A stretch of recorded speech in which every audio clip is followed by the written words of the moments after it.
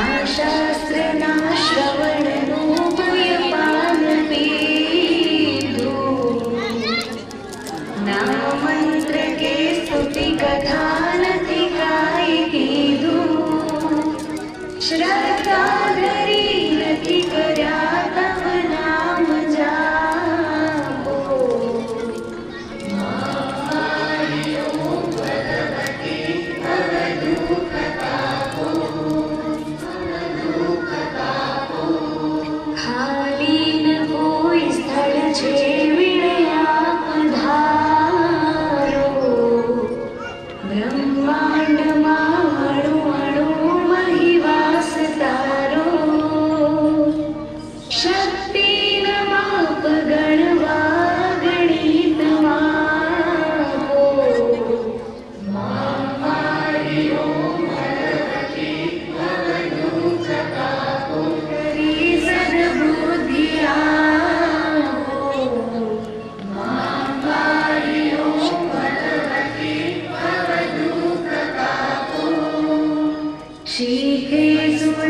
रसिक छंद जय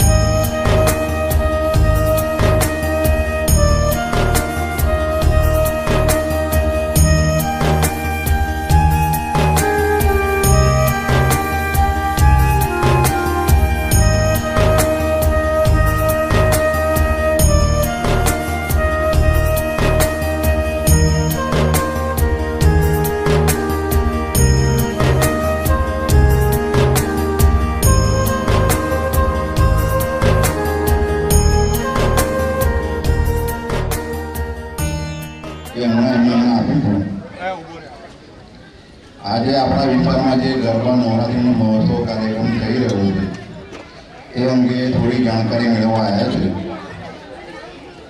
તો હવે એમની સાથે આપણે વાત કરીશું.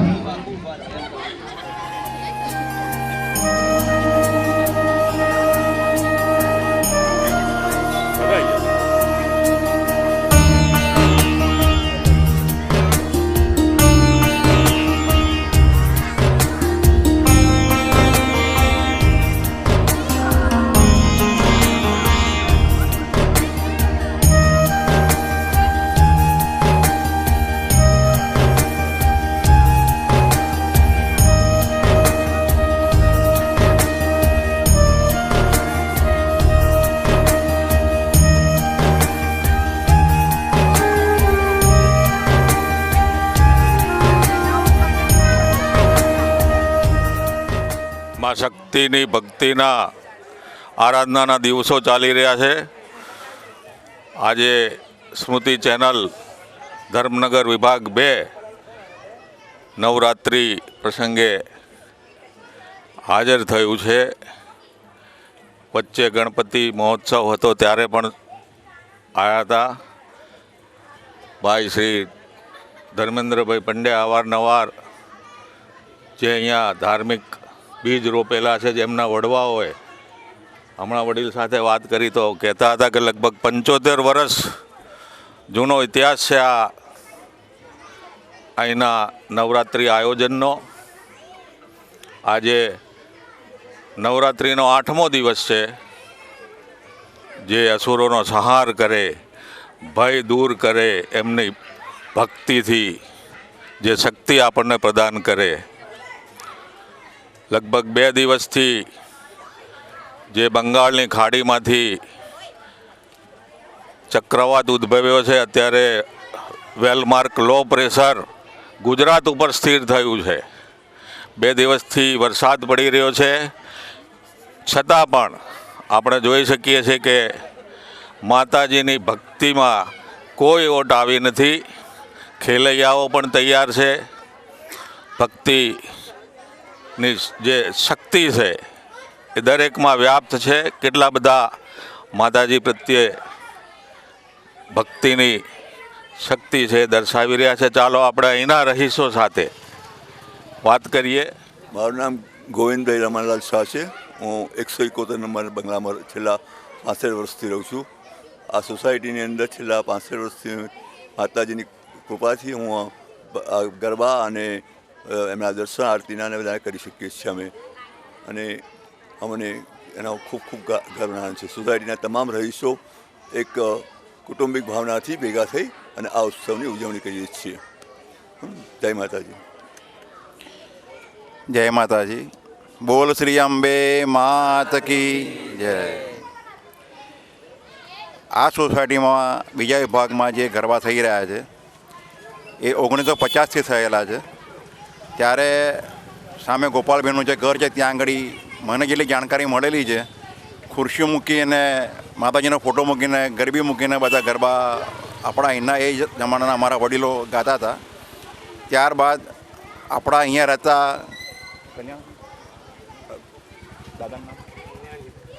કલ્યાણજીભાઈ વડગામાં અહીંયા રહીશ હતા, 109 નંબરમાં રહેતા હતા. અમારા હાલ અહીંયા પપ્પુભાઈ છે જે એમના દાદા થાય, એમને માતાજીની આ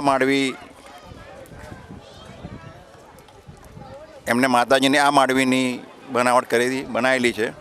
ત્યારથી આ માંડવીની માં જ માતાજી બિરાજમાન થાય છે.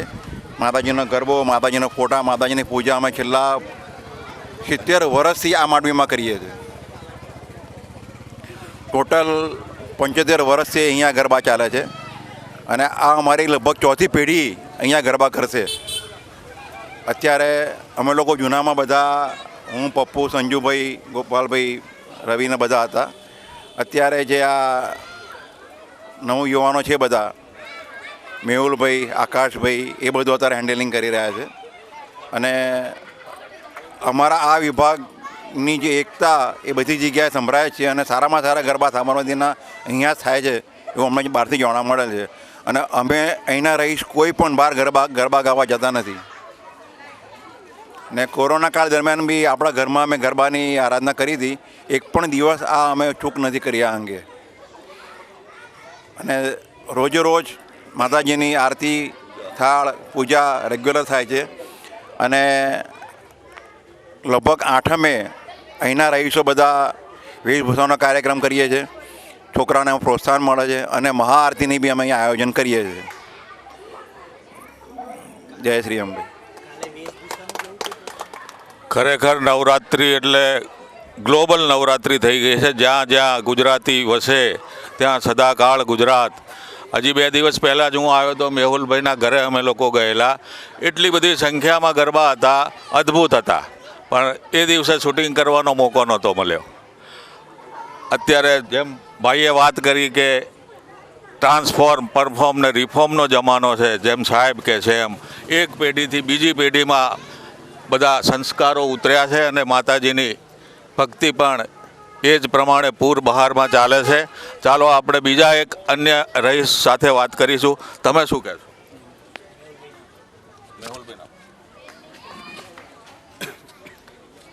મારું નામ મેહુલ છે અને હું ધર્મનગરમાં છેલ્લા 40 વર્ષથી રહું છું.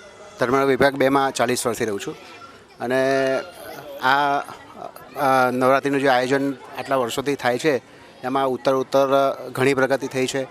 ઘણા જોયું છે કે એકદમ વરસતા વરસાદમાં કે કોઈ પણ અગવડતાના સમયમાં પણ અહીંયા આગળ આરતી કેવી દિવસ રોકાઈ નથી. માતાજીની આરાધના થાય છે, ભક્તિ થાય છે, ગરબા થાય છે.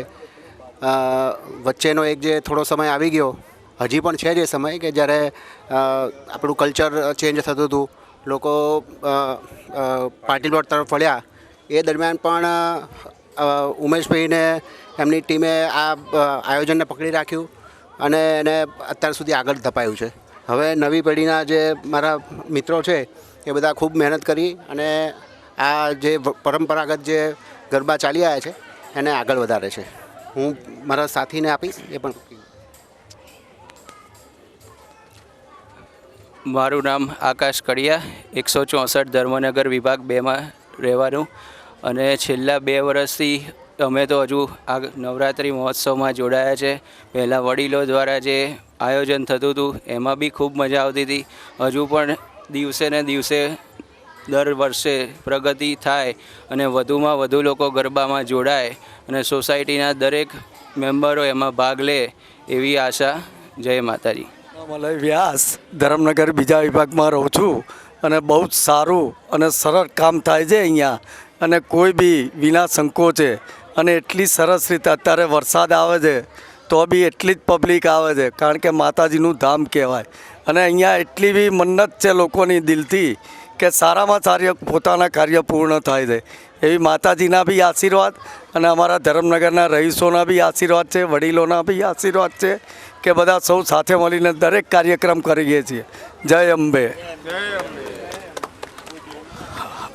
આપણી સાથે આ વિભાગના કેટલાક બહેનો પણ છે. આપણે એમની પાસેથી જાણીશું અહીંના ભક્તિ વિશે, શક્તિ વિશે. અમને લોકોને આમ તો છેલ્લા ઘણા વર્ષોથી અહીંયા ધર્મનગરમાં થાય જ છે નવરાત્રિ, પણ છેલ્લા 2-3 વર્ષથી બધાના સાથ અને સહકારથી બહુ જ આનંદ અને મજા આવી રહી છે અને એક ફેમિલી જેવું વાતાવરણ ઊભું થયું છે. માતાજીની કૃપા છે. કાલે પણ વરસાદ હતો, પણ જેવું અમે ગરબા ચાલુ કર્યા એવો વરસાદ બંધ થઈ ગયો. આજે પણ સેમ વસ્તુ થઈ છે. એટલે માતાજીની મહેર છે અમારા ઉપર અને હું આશા રાખું કે માતાજી આવી જ રીતે અમારા પર કૃપા સદાય બની રાખે. અહીંયા એકચ્યુઅલી અમારા ધરમનગરના ગરબા એટલે વર્ષોથી, એટલે હું કહીશ કે મારા ખ્યાલથી બહુ જ વર્ષોથી, કે જ્યારે મારા હસબન્ડ નાના હતા ત્યારના બી અમે લોકોએ ગરબા જોયેલા છે, વિડીયોઝ ને ફોટાસ. તો બહુ જ વર્ષોથી બહુ સરસ ગરબા રમાય છે. અને અમારી આ ગરબી ચોકની વાત કરીએ તો એવું લાગે કે જાણે સાક્ષાત માતાજી. એટલે અહીંયા જ્યારે ગરબા રમવાનું શરૂ કરીએ તો માતાજીના સાક્ષાત્કારની અનુભૂતિ થાય એવું અમને લાગે. એટલે આવો જ સાથ સહકાર અમારા બધાનો રહે અને માતાજીની અસીમ કૃપા સદાય અમારા ધરમનગર અને અહીંયાના રહેવાસીઓ પર બનેલી રહે એવી માતાજીને આજના દિવસે પ્રાર્થના. અમારા સૌથી 1993માં અમે લોકો અહીંયા રહેવા આવ્યા હતા. તો શરૂઆત એવું હતું કે કઈ રીતે ગરબા થશે કે શું એવું, ત્યારે આટલી બધી ટેકનોલોજી નથી ડેવલપ. ટીનુભાઈ જાતે વગાડે કેશિયો, પપ્પુ બધા છોકરાઓ જાતે ઢોલ ને બધું વગાડી પોતાના પૈસે ચા પણ પીવે, કોઈ એક પૈસો બી ક્યાંયથી ઉઘરાવતા નહોતા. એવી રીતે શરૂઆત કરી અને બધાએ ગરબા કોઈ પણ ના આવે તો બી ગરબા ચાલુ રાખ્યા હતા આટલા વર્ષ સુધી. હવે તો માતાજીની દયાથી બધા લોકો ખૂબ જ સરસ જામી ગયા છે. ગરબા બી બહુ જ સરસ થાય છે. અને જે કીધું કૃષ્ણાએ કે માં સાક્ષાત છે, અહીંયા ખરેખર સાક્ષાત છે.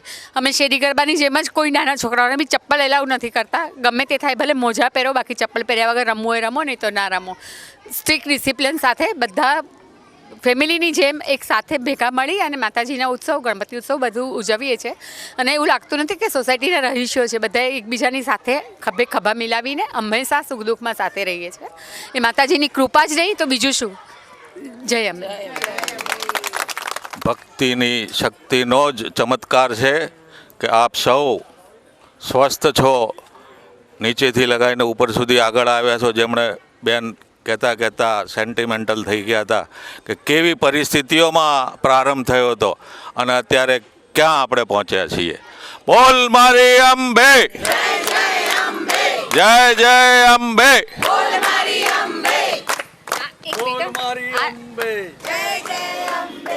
એક વાત યાદ કરીશ, પપ્પુભાઈના દાદાએ આ માંડવી જાતે બનાવી છે અને આટલા વર્ષોથી, કદાચ કેટલા વર્ષ થયા છે, 100, હા, એટલા વર્ષથી આ માંડવી, આ જ માંડવી રહે છે. ફોટો, ગરબો બધું જ. અને એને સાચું જેટલું બને એટલું સાચવવાની ટ્રાય કરીએ છીએ કે વર્ષો સુધી આની આ જ રહે. એવું એમ કે વડીલોની યાદગીરી છે, એવું એમ કે જાતે બનાવવું એ બહુ અઘરી વસ્તુ છે. થોડુંક વધારે પરિચય આપું તો અમારા ઘરની પાછળ અમે લોકો મલ્લા માતાની સ્થાપના કરીએ છીએ. અને જે છોકરા બધા અત્યારે મોટા મોટા દેખાય છે, બધા નાના નાના હતા, અત્યારે એમના છોકરાઓ અમારા ગરબાને બધું ગાવા આવે છે. અને અહીંયા ઓડિયન્સ ભેગું થયાના કરતાં ત્યાં ઓડિયન્સ વધારે ભેગું થાય છે. નાના નાના છોકરાઓનું લગભગ 30-40 નાના નાના છોકરા બધા બચ્ચા આવે ત્યાં ગરબા ગાઈને સરસ મજાના રામ ગરબાની માતાજીના ધૂન માની અને બધા ગરબા ગાય છે. ત્યાં પાવાગઢ બધા છોકરાઓ બનાવ્યો છે અને ખૂબ રેગ્યુલર આવવાનું અને ખૂબ ધમાલ કરીને જવાનું. જય શ્રી રામ. એ જ તો છે માતાજીની ભક્તિ અને શક્તિનો પરિચય.